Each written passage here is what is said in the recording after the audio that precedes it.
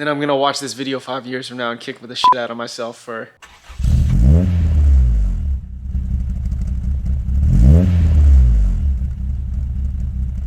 Alright, we're out here doing Skyline stuff.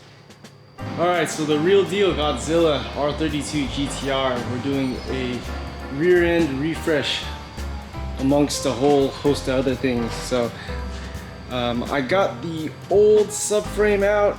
The customer found a donor subframe that he already had powder coated. So let's take a look at what we got. So we're putting some new Nismo lower control arms. These guys actually have adapters that you need for a 32 GTR. A solid rear diff bushings, and then we also got the solid rear diff bushings that go right here in the front. These are cool. They allow you to control the roll center, so you can actually raise the subframe. So the owner actually plans to keep this thing pretty much at stock height, so we are going to do it in this configuration where the you can see the fatter portions on top to maintain like the factory like subframe height. Depending on the model of Skyline, there's actually a few spacers you can stack up to get up to the factory subframe height. But if you have like a really lowered car, you imagine you can put the skinny side on top and actually gain a whole bunch of you can raise the subframe a whole bunch to, you know, correctly control the rear roll center for you know, really low Skyline. Yeah, I'm hoping I can buy this extra subframe off the customer so we can kind of use this as like a core exchange in the Bay Area. I'd like to try the GK Tech Weldon reinforcements, and they also make like something, I think one of these lower control arms, they make a different mount to actually correct the amount of squat on the rear end of these cars. Cool. I hired an employee. He's over there hiding behind the boxes.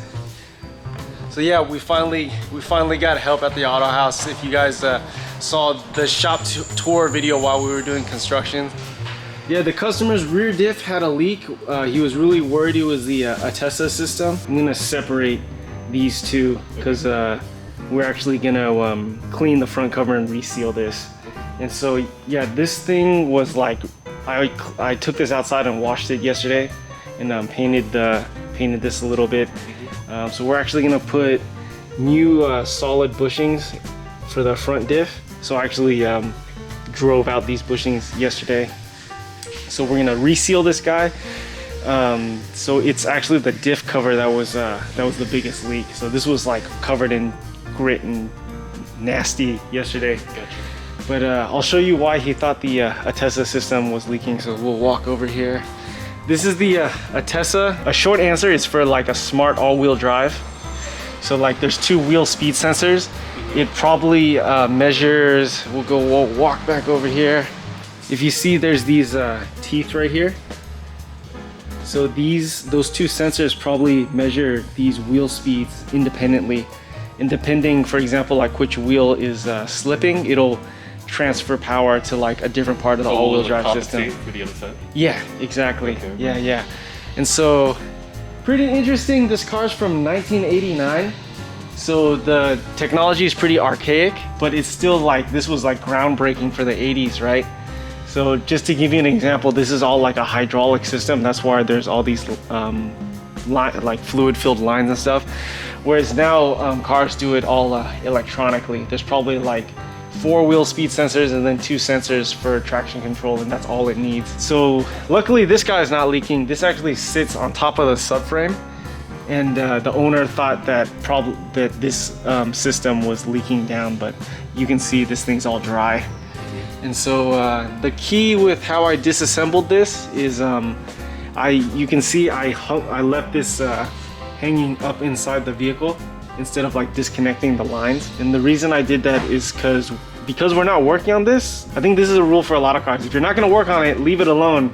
You can leave all these lines and the fluid connected so that afterwards we don't have to fill it, we don't have to bleed the system, we don't have to worry about, is this line gonna seal correctly? Yeah, we just leave it up there, right? Don't touch it. So today's goal, we have this big puzzle piece. We should be able to put all this back together, and then hopefully by tomorrow we should get the subframe back in the car. All right, we're here double teaming the car. So our mounting studs, we got these clean, threads chased. This diff, I Took the cover off, got it resealed. You can see torque to spec. As always, I put paint marks on all this stuff. Not only does it help you remember what you already torqued, but then also after driving the car, you can see if a bolt backed off or not. The drain and fill plugs were damaged on this guy, so we got brand new units just from our local Nissan dealership. Here's the part number. And then fun fact, I also got new drive shaft bolts. They're actually the same exact thing as a 300ZX twin turbo, so hooray Nissan. We're gonna get our solid bushings from GK Tech in the front. We're gonna set this diff on top of our trans jack, and then that'll be step one to get all this stuff back assembled again. All right, cool, next day. It's been a rough week, at least workload wise. But yeah, I'm out here still holding it together, barely, but yeah. Recap, old subframe is out. Got this guy pretty much assembled yesterday. Transmission and diff, any of this heavy stuff, make sure to tie these down. You don't know what's gonna happen. I put some wood under here so that these aren't at such a hard angle. I guarantee when I lift this up too, the axles are gonna go at even a harder angle. Still waiting on drive shaft bolts from Nissan, so the customer is not gonna have this by this weekend. He actually came by this morning to visit his baby, so yeah, he's happy with the work so far. 69 foot-pounds on these guys, so I needed an assistant to hold the axle on the other side. Mechanical LSD inside this thing, that was pretty interesting. You can see the solid bushings for the diff. We got a sploot dog and solid bushings for the backside as well, but we went poly on each of the corners. So yeah, a couple of things to note. If you noticed, I have a lot of these still loose, and that's because these bushings, you have to actually preload them before you tighten them down. A lot of people don't know this, but there's a centered captured portion. Yeah, there's a centered captured portion, and if you imagine, you want to bolt this down at ride height. Because if you bolt it down at full droop like this, all of a sudden when the car's at ride height, this is like maxed all the way. So once I have this completely bolted in, I'm going to then tighten down these bolts to spec so that the bushings are correctly preloaded for ride height. This is not the case majority of the time for poly bushings and heim joints, because there's actually no preload on those joints.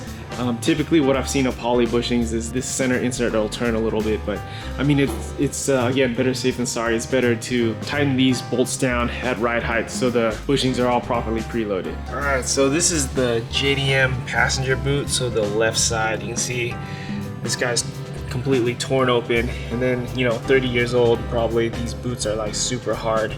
Or the owner didn't quite realize this thing was torn.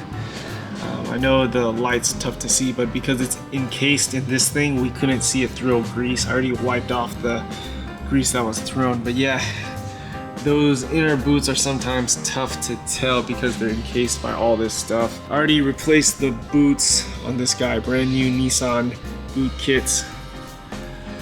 So the service manual way to pull this front axle is actually to remove the front diff cover, and then you can use a like a pry bar or a pick tool and then push the axle out. There's a retaining clip in the side gears. You leave the retaining clip in that side gear. I've read online that some people can get away with like putting pry bars and screwdrivers in there. I would absolutely not like to damage the aluminum, and this was not difficult at all to do, so I totally recommend the service manual way. Brand new GTR boot kit for that other axle. The inner and outers are different for left and right, so beware the part numbers. So yeah, we will get hopefully this guy in, and then rebuild our new boots on that guy. And yeah, we'll come back. All right, cool. Fast forward and subframe is in. So remember when I was saying the suspension has to be preloaded before we tighten up those bolts? So I have my pole jack under the lower control arm, and I lift this up just until I can see the car just start to lift off the puck. And so that means the suspension's about loaded at ride height. And this is the ideal neutral position you want these bushings at. So yeah, all the arm bushings, that guy right there. I always like to paint pen mark. Not only does it reference that I've torqued this bolt, but also if this bolt ever backs off, it's an easy visual cue instead of putting a wrench on every single bolt. The subframe bushings, we ended up just going straight bushing to body, and those spacers we actually put at the bottom. So these studs were actually a little bit too long, so we needed this spacer to compensate. And the owner, when he came this morning, he was like, yeah, I do want a little bit of roll center correction. So yeah, we got this flush against the body, and then our spacers went on bottom. Yeah, the Jdm passenger side, got to repair that boot, or I guess replace the boot. The owner bought these two factory boot kits, so pretty cool. It comes with a lot of the OEM stuff. I'm pretty sure this is that plate right there, and this is for this side. Pretty cool. This thing came with bolts, although they are shorter than what came out of the car. So once I put the axle in the car, I'll double check, but I mean, my gut feeling is to say that these are the correct bolts.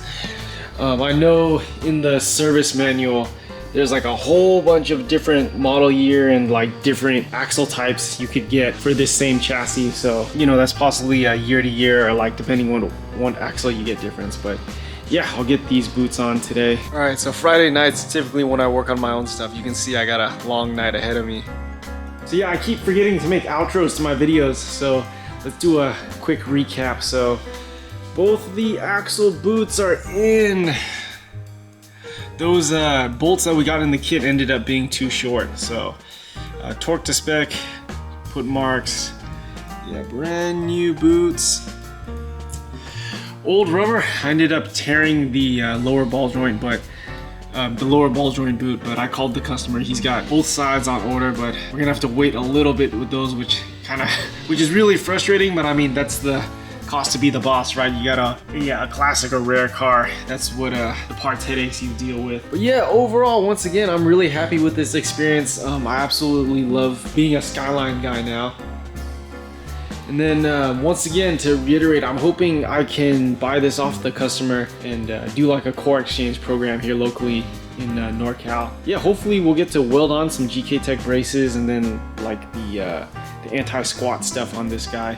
Really quick before I go, you guys know my saga with my R32 GTST calipers. So fortunately I was able to secure some spares from, I think, a guy in Florida. So I wanted to give these a rebuild before I install them in the car. This is my second time building this. If you guys watch me on Instagram Live, you know I bought a aftermarket kit first, and that absolutely did not fit. These pistons would not go in, and is really apparent now. So from Z1 Motorsports, I got a OEM Nissan caliper rebuild kit, and yeah, already these square cut seals look 100 times more quality than that centric kit I got. And yeah, I slid these two pistons in really easy, you know.